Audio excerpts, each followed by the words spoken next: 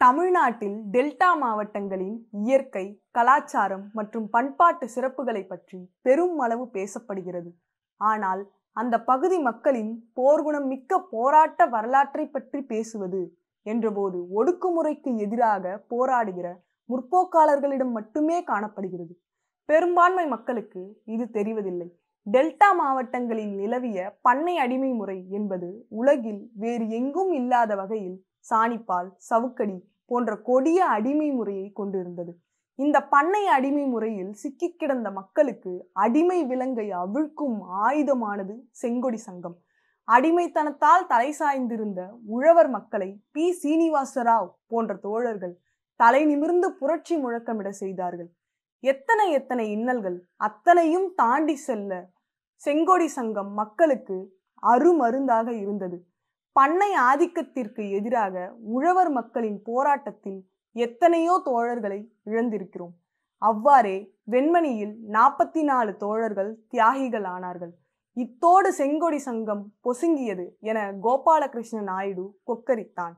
ஆனால் அவர்களின் வீரம் மிக்க வர்க்க போராட்டமானது இந்தியாவிற்கே படிப்பினையாக மாறியுள்ளது. வன்முறையின் மூலம் பாசிசத்தை அரங்கேற்றும் தற்போதைய சூழலில் உழைக்கும் மக்களாய் ஒன்றிணைந்து போராட வேண்டிய அவசியத்தை உணரும் வகையில் வெண்மணி தியாகிகளின் போராட்ட அனுபவங்களை வழங்குகிறோம். பேர் அண்ணாதுரை, சிபிஎம் தெற்கு ஒன்றிய குழு, கீழே வெண்மணி. நான் கிட்டத்தட்ட 68 வயசு. எனக்கு இப்போ 11 வயசு. அப்போது அதுக்கு முன்னாடி பார்க்கும்பொழுது நிலக்கிழார்களுடைய ஆதிக்கம் நிறைய வெண்மணியில் நிறைய இருந்தது. யாருமே ஒரு வெள்ளை ட்ரெஸ் போட்டு போகிறதோ இல்லை ஒரு ஆதங்கத்தில் நம்ம ஒரு நல்ல முன்னுக்கு போகிறதுங்கிறது மிராஸ்தாருக்கு யாருக்குமே ஒத்து வராது. அப்போது இப்போ நான்லாம் அந்த டயத்தில் இப்போ என்னெல்லாம் படிக்க வச்சுருந்தா இது வரைக்கும் வேலையிலேருந்து ரிட்டையர் ஆகியிருக்கணும். வேலைக்கு விடமாட்டான் பள்ளிக்கூடம். மாடு எங்கள் அப்பா வேலை செய்கிற பண்ணைக்கு மாடு மேய்க்க போகணுன்னா, இல்லைன்னா அடித்து இழுத்துட்டு போவோம். பண்ணையாரோட ஆதிக்கம். அப்போ எங்கள் அப்பாவுக்குள்ள வாத்தியார் அவங்க வறுக்கும் பொழுது அவங்க வண்டி கட்டிக்கிட்டு இங்கே தெருவில் வரும்பொழுது அவங்களே திரத்தி அடிச்சிருக்காங்க. தாழ்த்த சமுதாயத்தில் வர்றாங்க அப்படின்னு சொல்லிட்டு அடித்து திரத்திருக்காங்க. அவங்க ஓடி போய் திருப்பி எல்லோரும் போய் பஞ்சாயத்தை வச்சு பேசி இனிமேல் வரமாட்டாங்கன்னு கூட சொல்லியிருக்காங்க. அப்படி அந்த டயத்தில் ஆதிக்கமாக நடந்துச்சுங்க. இந்த பகுதி பூரா எல்லாம் நிலப்பரப்புகளுடைய இடம் தான். நாங்களும் குடியிருக்கிற இடம் பூரா அவன் பட்டா போட்டு வச்சுருக்கான். அப்போ அரசாங்கமும் அன்னைக்கு ஒத்துழைச்சிச்சிங்க. அப்போ ஆதிக்கம் நடக்கும்போது இங்கே கம்யூனிஸ்ட்னா பலமாக இருந்தது. பலமானா அந்த கம்யூனிஸ்ட் என்ன சொல்லுவதோ கட்சின்னு நம்ம இங்கே தான் உருவானது மாதிரி தான் நினைக்கணும். அப்போ வெண்மணியில் தான் நினச்சிட்டு இருக்கணும். அப்போது கம்யூனிஸ்டினுடைய கோட்டைங்கிறது வெண்மணி. அதில் யாரையுமே பிரசிக்க முடியாது. கம்யூனிஸ்டினுடைய தத்துவார்த்தங்கள் அத்தனையுமே அடங்கின மாதிரி எல்லாருமே இருப்பாங்க. அப்போது உள்ளவங்க இந்த 68க்கு முன்னாடி உள்ளவங்க எல்லாருமே அதே கொள்கையில் இருந்தாங்க. அப்போ பார்க்கும்போது நான்லாம் வயசு 11 வயசில் பார்க்கும்பொழுது எதையுமே அனாவசிய இந்த கட்சி அந்த கட்சிங்கிற வேலைக்கு இங்கே யாருமே இருக்க மாட்டாங்க. எல்லாம் தொழிலாளர் தான். பொம்பளை பிள்ளைய கூட நடமாட முடியாது. பொம்பளை பிள்ளைகளும் தூக்கிட்டு போடுவான். அந்த மாதிரி நடந்துச்சுங்க.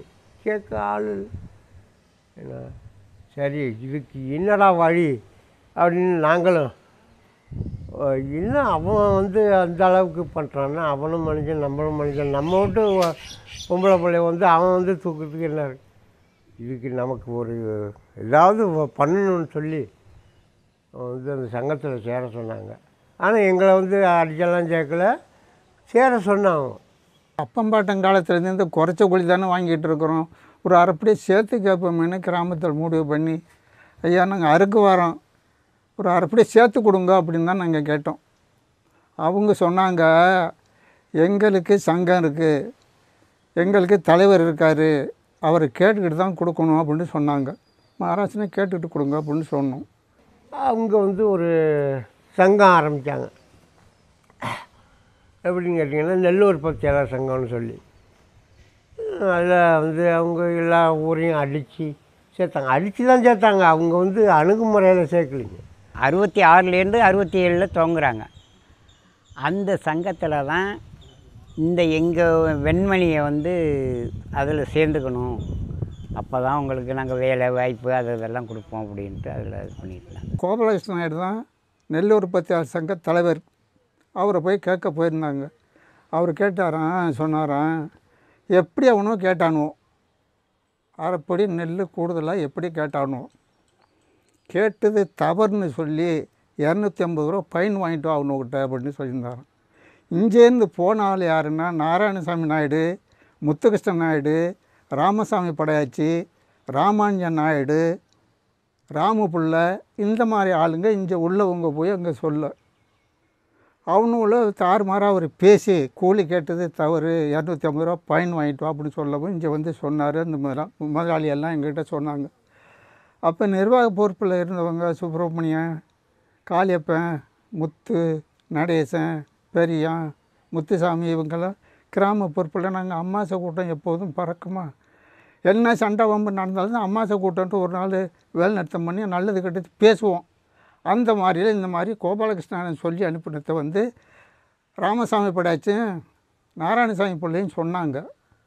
நெல் கூலி கேட்டாங்க, இந்த கூலியை கொடுத்துடணும் சொல்லி 2 படி நெல் தான் கேட்டாங்க, கூட கேட்ட அரைப்படி நெல் தான், அதையும் கொடுக்க முடியாது, நீங்கள் நெல் உற்பத்தியாளர் சங்கத்தில் சேர்ந்தீங்கன்னா இந்த நெல்லை கொடுத்துட்றோம். சேர சொன்னாங்க, நாங்கள் சேர முடியாதுட்டோம். அதில் வன்மையாக என்னோட மூத்தவர்கள் கட்சியில் இருக்கவங்க அனைத்து பேரும் அதில் வன்மையாக கண்டிச்சாங்க. அப்போது அதிலெல்லாம் நாங்கள்லாம் அதிலெல்லாம் அலோவ் பண்ண மாட்டோம் அப்படின்னு சொல்லிட்டாங்க. கட்டுப்படி ஆகல, விலைவாசி, மிளகா வாங்க முடியல, மல்லி வாங்க முடியல, மச்ச கொத்தமல்லி இதெல்லாம் வாங்க முடியல, அத்தியாவசியம் பண்ண முடியல, வாங்க முடியலையே, ஒரு அரைப்படி தானே கூட கேட்டோம், அதுக்காக சொல்லி கேட்டு தப்புன்னு சொல்லி 250 ரூபா ஃபைன் கேட்குறீங்களே அப்படின்னு சொல்லி கேட்டது. அவர் சொல்கிறாரப்பா, தலைவர் சொல்கிறாரு, நாங்கள் என்னப்பா பண்ணுறது அப்படின்னு இங்கே உள்ள முறாதார் சொன்னாங்க. எங்களால் கொடுக்க முடியாதுங்க, 1 ரூபா தான் சம்பளம், அதே நாங்கள் புள்ள கூட்டி கவர்ந்து பண்ணணும், பள்ளிக்கூடத்துக்கு போய் வச்சிடணும், நல்லது கெட்டது பார்க்க வேண்டியது இருக்குது, எங்களால் 250 ரூபா கொடுக்க முடியாதுங்கன்னு சொல்லியாச்சு. நெல் உற்பத்தியாளர் சங்க கூடி ஏற்றிட்டு இதை நம்ம கூடி இறக்கணுங்க மாதிரி அவங்க முடிவு பண்ணாங்க. அதை இவங்க யாருமே ஏற்றிக்கல. அப்படி கொடுக்க முடியாதுன்னு சொன்னாக்கா செங்கோடியை இறக்க சொல்லி நெல் உற்பத்தியாளர் சங்க கூடியை ஏற்ற சொன்னார். அதனால் அதில் போகிறதுக்கு எங்களுக்கு பிடிக்கல. ஒன்று உயிரை விடணும், என்ன நல்லா நிமிர்ந்து நிற்கணும், இதுதான் எங்களுடைய குறிக்கோள். அது நல்ல சங்கமாக இருந்தால், நல்ல அமைப்பாக இருந்தால் என் போகிறதுனால என்ன வந்துட்டு போயிருக்கலாமே, போகலையே. உங்கள் கட்சியை கொடியை இறக்கிட்டு எங்கள் கொடியை ஏற்றணுன்னா நாங்கள் ஒரு காலமும் இறக்க மாட்டோம். எங்களுக்கு வந்து கம்யூனிஸ்ட்டு தான் அப்படின்னு சொல்லி ஒரே உறுதியாக இருந்தோம். செங்கோடியை இறக்கலைன்னு சொன்னால் நெல் உற்பத்தியாளர் சங்க கொடியை ஏற்றுனா பிரச்சனை இல்லை, இந்த 250 ரூபா பணமும் கொடுக்கணும், அப்படி இல்லைன்னா நெல் உற்பத்தியாளர் சங்க கொடியை ஏற்றணும் அப்படின்னு சொல்லவும் நாங்கள் முடியாதுன்னு சொல்லியாச்சு. இதையும் போய் அவர்கிட்ட சொல்லிவிட்டாங்க. சொன்னது பிற்பாடு அடி உத தப்பாது, வீடு கொடுத்து நிற்காதுன்னு சொல்லி அனுப்பியிருந்தார். அப்புறம் என்ன செஞ்சாலும் செஞ்சுட்டு போட்டியா, செங்கோடியை இறக்க முடியாதுன்னு சொல்லியாச்சு.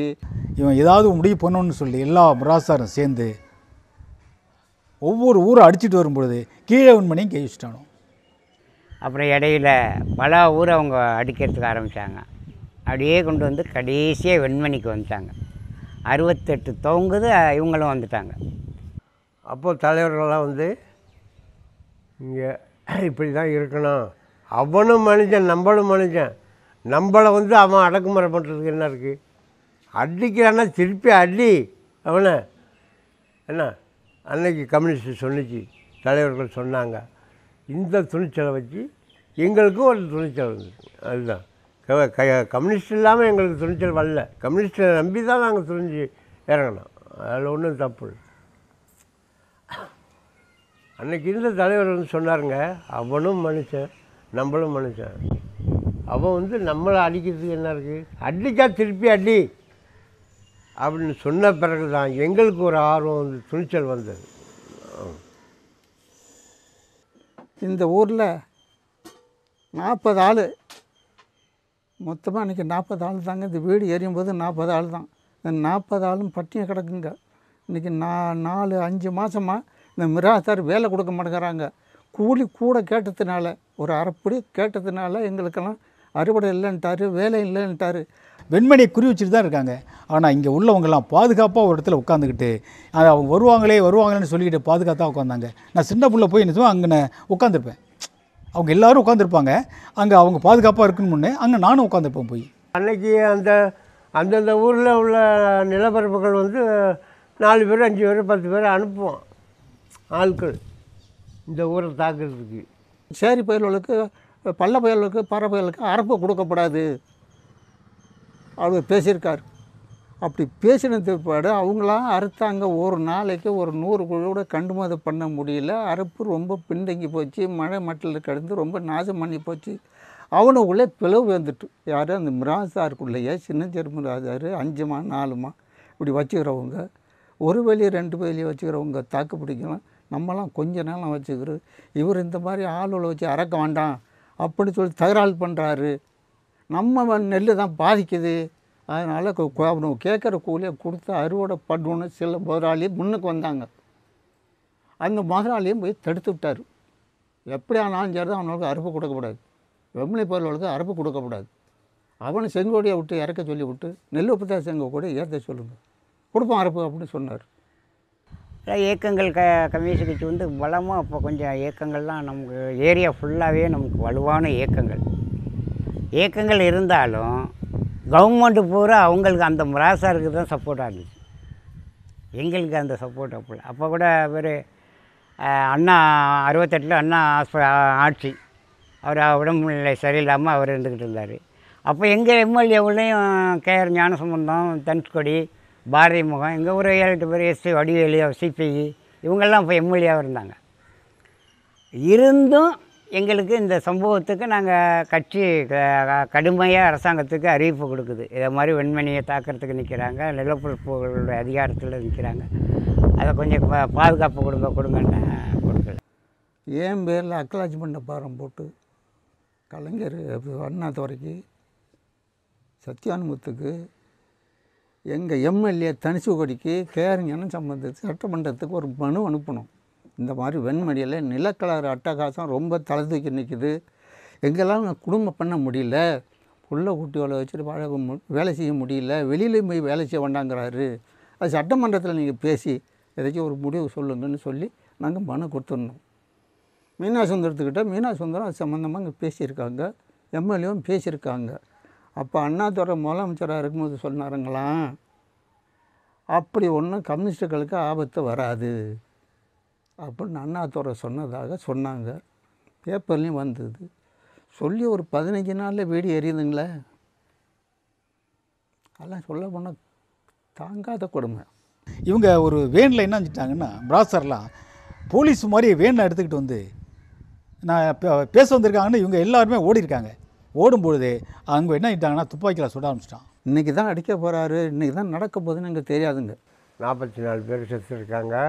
வீடு குடிசை வீடு எல்லாம் கொளுத்தி விட்டு நாசம் பண்ணி எங்களுக்கெல்லாம் துப்பாக்கி சூடுங்க, துப்பாக்கி சூடு பட்டு எல்லாம் ஆஸ்பத்திரியில் கடந்தான். இறங்கி தானே வரணும் வயலில், கல்லால் அடித்தோம். ரொம்ப நேரம் மட்டும் அடிச்சுக்கிட்டு இருந்தோம். அவங்களுக்கும் கல் அடி விழுந்து மண்டை உடைஞ்சது வந்து தொண்ணான் அடிச்சு விட்டான்டா அப்படின்னு அவங்களும் பேசிக்கிட்டாங்க. அப்போ வந்து டார்ச் லைட் அடித்து பார்த்துட்டாங்கங்க. தென்னை மரத்தில் நாங்கள் ஒண்டி இதில் அடித்தோம். அப்போ டார்ச் லைட் அடித்து பார்க்கும்போது எங்கள்கிட்ட ஆள் இல்லை, கொஞ்சம் பேர் தான். அப்போ தான் பிஸ்டோல் வச்சு சுட்டது. அப்போ சுடும்போது சுரியருங்கமாக தான் அப்படியே பார்த்தோம்னா வேறு மாதிரி ரத்தம் ஊற்றிக்கிட்டே இருக்கும். அந்த காலகட்டத்தில் ஒரு லேடிஸ் நின்று வீரமாக நின்று போராடி இருக்காங்க, ஒரு வயசானவங்க நின்று துணிச்சலாண்டியாக அடிச்சிருக்கிறாங்க. அப்போ ஜனங்கள்லாம் அங்கே நினச்சி பாருங்கள். உண்மையில் சொல்கிறேன், நீங்கள் எது நினச்சாலும் நினச்சிங்க. நாங்கள் ஒரு திட்டம் போட்டிருந்தோம், வெந்நீர் சுட வச்சுருந்தோம், முலாதண்ணி வச்சுருந்தோம். ரொம்ப நெருங்கி வந்துட்டாக்கா வெந்நீரை ஊற்றுரு முலாதண்ணி ஊற்றுரு அப்படின்லாம் பிளான் பண்ணி வச்சுருந்தோம். பெண்கள்லாம் நின்னாங்க நிறைய. அவ்வளவு கொடுமை செஞ்சாமல் அந்த கொடுமையை சமாளிக்கிறது எங்களால் பார்த்தா எங்களுக்கு பக்கத்தில் எல்லாம் கம்யூனிஸ்ட்டு தாங்க. வண்டலூர், பரப்பனூர், அணைக்குடி, ஐயடிமங்கலம், சாட்டியக்குடி, கிள்ளுக்குடி, மானூர், மயிலாங்குடி, காவலக்குடி, தேவூர் எல்லாம் கம்யூனிஸ்ட்டாக இருந்தாங்க. அது எங்களை காவந்து பண்ணியிருக்கலாம். அந்த ஜனங்கள்லாம் திரண்டுனா காவந்து பண்ணியிருக்கலாம். அந்த மாதிரி ஸ்டெப்பு எடுக்கலைங்க. துப்பாக்கியில் சுட ஆரம்பிச்சிட்டான். சுட ஆரம்பிச்சுன்னா ஆகா அவங்க விட்டு ஆளுன்னு சொல்லி எல்லோரும் ஓட ஆரம்பிச்சிட்டாங்க. அதனால் என்ன செஞ்சிட்டாங்கன்னா, இவங்க உண்டு இந்த வீட்டில் எல்லோரும் பாதுகாப்பாக இருந்தாங்கல்ல, வைக்கல் அள்ளி போட்டு சுத்தமாக கொளுத்திக்கிட்டு சில பேர்லாம் ரொம்ப அவதப்பட்டுட்டாங்க. நைட்டோடு என்னை ஆஸ்பத்திரிக்கு அழைச்சி விட்டாங்க. எனக்கு துப்பாக்கி சூடு, குண்டு அடிப்பட்டது, வெட்டு. நைட்டோடு என்னை ஆம்புலன்ஸில் என்னை கொண்டு விட்டாங்க. எங்கள் அண்ணனையும் கொண்டு விட்டாங்க, பையன்வேலையும் கொண்டு விட்டாங்க, ராமனை கொண்டு வந்துட்டாங்க, மருதனை கொண்டு வந்துட்டாங்க. இந்த மாதிரி காயம் ரொம்ப பட்டவங்களாம் ராத்திரியோடு ஆஸ்பத்திரிக்கு கொண்டு விட்டாங்க. தகவல் கட்சி கிடச்சிச்சு. கட்சி அங்கேருந்து வந்து பார்த்துட்டு உடனே என்னென்ன ஏற்பாடு பண்ணணுமோ அதெல்லாம் மக்களுக்கு செய்ய வேண்டியதெல்லாம் செஞ்சுக்கிட்டு தான் விடிய காலையில் வந்து பார்த்துருக்காங்க. சம்பவம் முடிஞ்சிட்டு தான் அந்த கவர்மெண்ட்டு நமக்கு பாதுகாப்பு. அப்புறம் போலீஸு அதிகாரிங்க மினிஸ்டரு எல்லாம் வந்தாங்க. அந்த சம்பவம் முடிஞ்ச 68 தான் இவர் பொதுப்பணித்துறை அமைச்சராக இருந்தார் கலைஞர். இங்கே வந்தார், 9வது காரில் வந்தார். நானும் இங்கே இருக்க வாட்ச்மேன் தான் இந்த ஊருக்குள்ளேயே இருந்தோம். இந்த பாடியெல்லாம் எடுத்து அடுக்கும்போது அடுக்கி தான் என் நாகப்பட்டினம் கொண்டு போனாங்க. கலைஞர் வந்து பார்த்தாலும் ஒரு இது கிடைக்கல எங்களுக்கு. அதோட கட்சியினுடைய கோட்பாட்டு அடிப்படையில் ஒன்று போய் பார்த்தாங்க, எடுத்தாங்க, எல்லாம் நடந்துட்டு இருந்துச்சு. இதே இடத்துல இதை விட்டுட்டு வேறு இடத்துக்கு வான்னு கலைஞர் சொல்லியிருக்காரு. அது யாருமே போகக்கூடாதுன்னு சொல்லிட்டாங்க. கிட்டத்தட்ட ரொம்ப பேர் நம்ம ஆட்கள் அடிபட்டு ஆஸ்பத்திரியில் இருந்தாங்க. அவங்ககிட்ட போய் பேசியிருக்காங்க, இதை விட்டு நான் வரமாட்டேன், இந்த ஊரில் தான் நான் இருப்பேன் அப்படின்னு அவங்க எல்லாரும் சொல்லியிருக்காங்க. நாங்களும் போராடிக்கிட்டு தான் இருக்கிறோம். ஒன்றுமே இல்லை. அந்த நில உரிமை சங்கம்னு லாப்டி இயக்கம் அவங்க தான் இங்கே தொண்டு நிறுவனம் மாரி பண்ணி கொடுத்துருக்குறாங்க. அதுக்கப்புறம் இதுவரை நாங்கள் போராடிட்டு இருக்கோம். ஒரு வீடை பார்த்தீங்கன்னா ரொம்ப பாடஞ்சு போய் தான் கிடக்குது. நாங்கள் அதுக்கும் போராடி பார்த்தோம். உங்களுக்கு தான் வெண்மணிக்கு தான் அதிக சலுகை வந்திருக்கு. இடையிலோட ஆர்என் ரவி வரப்போட அந்த பேட்டி ஒன்று வந்துச்சு, ரொம்ப பாடஞ்சு போய் கிடக்குது அப்படின்னு சொல்லிட்டு போனார். அதுக்கப்புறம் சப்கலெக்டர் வந்து எல்லாம் ஆய்வு பண்ணாங்க. அதுக்கப்புறம் அப்படியே போட்டாங்க. ஒரு கண் துடைப்பு மாரி பண்ணிவிட்டு அப்படியே விட்டுட்டு போயிட்டாங்க. இப்போ இங்கே உள்ள பிள்ளைங்கள்லாம் ஓரளவு படிச்சுட்டு இருக்காங்களே தவிர படித்ததுக்கான வேலை வாய்ப்புகள் இங்கே வெண்மணியில் இல்லை. எல்லாருமே ஒரு சில பேர் தான் வெளில போயிருக்காங்க. பாக்கியெல்லாம் வேலை இல்லாமல் படிச்சுட்டு அப்படி இருக்காங்க. ஒருத்தருமே வேலைக்கு போன பாடாக இல்லை. இந்த பாதிக்கப்பட்ட ஊராக இருக்குது. இது தாண்டி வேறு கட்சிக்கு போகிறதுக்கு நமக்கு மனசு வராது, எந்த ஒரு தோழனுக்கும் வராது. அந்த அடிப்படையில் தான் நாங்கள் இந்த கட்சியில் கடத்திக்கிட்டு இருக்கோம். இப்போ உள்ள பசங்களும் அந்த ஸ்டடியில் தான் இருக்கிறாங்க. எவ்வளோ பேர் விஜய் கட்சி தொடங்குறாங்க, சீமான் கட்சி தொடங்குறாங்க. அதெல்லாம் அப்பாற்பட்டு போயிட்டு தான் இருக்குது. டிசம்பர் 25 வந்துட்டால் எல்லா குடும்பமும் சேர்ந்து நிற்குங்க, கம்யூனிஸ்ட் தான். இவ்வாறு போர்க்குணம் மிக்க வெண்மணி கூலி விவசாயிகளின் போராட்டத்தை தான் சாதிய ரீதியிலான போராட்டம் என்று சாதிய அமைப்புகள் பிரச்சாரம் செய்கிறது. உண்மையில் செங்கோடி சங்கத்தின் தலைமையில் கீழ் நடந்த வெண்மணி போராட்டம் என்பது கூலி விவசாயிகளின் வர்க்க உணர்வோடு அமைப்பாக்கப்பட்ட முன்னேறிய வர்க்க போராட்டமாகும். இன்றளவும் ஒரு முதலாளி சொந்த சாதிக்காரனாக இருந்தாலும் சரி, சொந்த மதத்தை சேர்ந்தவனானாலும் சரி, சொந்த இனத்தை சேர்ந்தவனானாலும் சரி, அவன் தன்னுடைய இனத்தையோ மதத்தையோ சாதியையோ சேர்ந்தவன் என்ற காரணத்தால் சலுகைகளையும் உரிமைகளையும் கொடுப்பதில்லை. அவ்வளவு ஏன், ஒரு தலித் முதலாளிக்கே தலித் தொழிலாளிக்கு உதவ வேண்டும் என்ற சிந்தனை குறைவாக உள்ளது. இங்குதான் வர்க்க வேறுபாடு என்பது அப்பட்டமாக தெரிகிறது. இந்த வர்க்க போராட்டத்தை தான் செங்கோடி சங்க தோழர்கள் அம்பலப்படுத்தி உழவர் வர்க்க போராட்டமாக மாற்றினார்கள். இந்த போராட்டத்தில் எண்ணற்ற தோழர்கள் இரத்தம் சிந்தினார்கள். ஆனால் அவர்கள் சிந்திய இரத்தம் தான் நம் செங்கொடிக்கும் செங்கோடி சங்கத்திற்கும் வண்ணம் சேர்த்தது. அன்று முதல் இன்று வரை உழைக்கும் மக்களுக்கு அநீதி இழைக்கும் இந்த அரசு அன்று கோபாலகிருஷ்ணன் நாயுடுவையும் காப்பாற்றியது என்ற போதுதான் இந்த சட்டம் நமக்கானது இல்லை என்பதை மேலும் உறுதிப்படுத்துகிறது.